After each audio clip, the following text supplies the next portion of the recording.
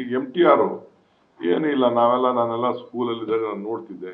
ಈಗ ಅದನ್ನ ನೋಡಿದ್ರೆ ದೊಡ್ಡ ಬ್ರ್ಯಾಂಡ್ ಆಗಿ ಬರೀ ಬ್ರ್ಯಾಂಡ್ನೇ ₹300 3,000 ಕೋಟಿ ರೂಪಾಯಿ, 300 ಕೋಟಿ ರೂಪಾಯಿಗೆ ಮಾರಿದ್ರು. ಈಗ ಅದನ್ನ ಬೇರೆಯವ್ರು ಮುಂದೆ ಹಂಗೆ ನಿಮ್ದು ಇವತ್ತೇನು ಅಕ್ಕ ಕೆಫೆ ಅಂತ ನೀವು ಮಾಡ್ಕೊಂಡಿದ್ದೀರಿ, ಬೇಕಾದಷ್ಟು ಅದ್ರಲ್ಲಿ ಬೇರೆ ಬೇರೆ ಪದಾರ್ಥಗಳೆಲ್ಲ ಸೇರ್ತದೆ, ಬರೀ ಕಾಫಿ ಒಂದೇ ಅಲ್ಲ. ಇಲ್ಲಿ ನನ್ನ ಅಧಿಕಾರಿಗಳು ತಿಳಿಸಿದ್ರು ಬೇರೆ ಬೇರೆ ಐಟಮ್ ಎಲ್ಲ, ಫುಡ್ ಐಟಮ್ಸ್ ಎಲ್ಲ ಮಾಡ್ತಾರೆ. ಸೊ ನೀವು ನನ್ನ ಕೈಲಿ ಸಾಧ್ಯ ಇಲ್ಲ. ಯಾರು ನೀವು ಇಲ್ಲೇನು ನೀವು ಇದ್ದೀರಿಲ್ಲ, ಹೆಣ್ಮಕ್ಳು ನಾಳೆ ನೀವು ಎಷ್ಟರ ಮಟ್ಟಿಗೆ ಬೇಕಾದ್ರೂ ಬೆಳಿಬೋದು. ಆಮೇಲೆ ವ್ಯಾಲ್ಯೂಯೇಷನ್ ಗೇಮ್ ಬೇರೆ ಬಂದ್ಬಿಟ್ಟಿದೆ. ನೀವು ಎಷ್ಟು ಟರ್ನ್ ಓವರ್ ಮಾಡ್ತೀರಿ, ಯಾವ ರೀತಿ ಅಟ್ರಾಕ್ಟ್ ಮಾಡ್ತೀರಿ ಏನು ಅಂತ. ಆಮೇಲೆ ಮೂಲ ಗ್ರಾಮೀಣ ಪ್ರದೇಶಕ್ಕೆ ಈಗ ಮೊದಲು ಒತ್ತು ಬರ್ತಾ ಇದೆ. ಈಗ ಮೊದಲೇ ಹಳ್ಳಿಗಳಿಗೆ ಈಗ ನಾನು ಅಗ್ರಿಕಲ್ಚರ್ ಡಿಪಾರ್ಟ್ಮೆಂಟ್ ಅವರು ನವಣಿಗಳು, ಹೊಸ ಹಳೆ ನಮ್ಮ ಪದ್ಧತಿ ಇದ್ದಂಥ ಬೀಜ, ಹುಳ್ಳಿಕಾಳು ಇವಕ್ಕೆಲ್ಲ ಡಿಮ್ಯಾಂಡ್ ಬಂದ್ಬಿಟ್ಟಿದೆ. ನಿನ್ನೆ ಸ್ಕೂಲಲ್ಲಿ ರಾಗಿ ಮಾಲ್ಟ್ ಶುರು ಮಾಡಿದ್ರು. ರಾಗಿ ಮಾಲ್ಟ್ ಅಂತಂದ್ರೆ ಇದು ಮಾಡ್ತಿದ್ರು.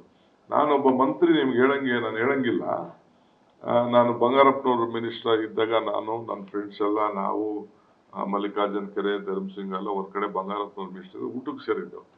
ಅಲ್ಲಿ ಶ್ರೀಕಂಠಯ್ಯನವರು ಒಬ್ಬ ನಮ್ಮ ಮಂತ್ರಿ ಇದ್ರು. ಅವ್ರ ಮನೆಯಲ್ಲಿ ಸಾಯಂಕಾಲ ಸೇರಿದಾಗ ನಂಚ್ಕೊಳ್ಳೋಕೆ ನಮಗೆ ಹುಳ್ಳಿಕಾಳು ಕೊಟ್ಟರು. ಹುಳ್ಳಿಕಾಳು ಹುರಿದ್ಬಿಟ್ಟು ಹುಳ್ಳಿಕಾಳು ಕೊಟ್ಟು ಅದಕ್ಕೆ ಈರುಳ್ಳಿ ಹಾಕಿ ಕೊಟ್ಟರು. ಅವರೊಬ್ರು ಮಂತ್ರಿ ಇದ್ದವರು, ಏನಯ್ಯ ನೀನು ದನ ತಿನ್ನೋದು ಕೊಡ್ತಾ ಇದ್ಯಾ ನನಗೆ ಅಂತ ಕೇಳೋದು. ಒಬ್ರು ಮಿನಿಸ್ಟ್ರು ನಮ್ಮ ಕೊಲಿಗೆ ಹುಳ್ಳಿಕಾಳೆಲ್ಲ ಕೊಟ್ಟರು. ಅದಾದ್ಮೇಲೆ ಕೊನೆಗೆ ನಾದೊಂದು 15 ದಿನ, 1 ತಿಂಗಳಿನ ಆಯ್ತು, ನಾವೆಲ್ಲ ಇದಕ್ಕೆ ಹೋದವು, ಮೈಸೂರಿಗೆ ದಸರಾ ಹಬ್ಬಕ್ಕೆ ಹೋದವು. ಬಂಗಾರಪ್ಪನ ಚೀಫ್ ಮಿನಿಸ್ಟ್ರು ಮಟ್ಟಕ್ಕೆ ಹೋದಲ್ಲಿ, ಸಿದ್ಧಗಂಗೆ ಇದು ನಮ್ಮ ಸುತ್ತೂರು ಮಟ್ಟಕ್ಕೆ ಹೋದವು.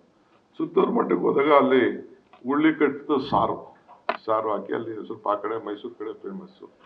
ಆಮೇಲೆ ಅವ್ರು ಬಂದು ಸಾರು ಹಾಕಿ ಉಳ್ಳಿ ಕಟ್ಟಿ ಸಾರು, ಮುದ್ದೆ ಗಿದ್ದೆ ಎಲ್ಲ ಹಾಕಿದ್ರು.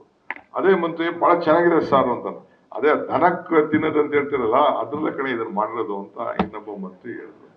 ಹಂಗೆ ಅದನ್ನ ಡಿಸೈನು, ಸ್ಟೈಲು ಅದನ್ನ ಮಾಡೋಂಥ ಸಂದರ್ಭದಲ್ಲಿ ಇವೆಲ್ಲ ಉಳ್ಕೊಳ್ತದೆ. ನಾನು ಯಾಕೆ ನಿಮ್ಗೆ ಹೇಳ್ತಾ ಇದ್ದೀನಿ ಅಂತಂದ್ರೆ, root in the fruit. Ultimately ನಮ್ಮ ಪ್ರಕೃತಿ, ನಮ್ಮ ಬದುಕು, ನಮ್ಮ ಗ್ರಾಮೀಣ ಪ್ರದೇಶದ ಬದುಕಿನಲ್ಲೇ ಇವತ್ತು ಪ್ರತಿಯೊಂದು ಕೂಡ ಹೊಸ ರೂಪ ಹೋಗ್ತಾ ಇದೆ.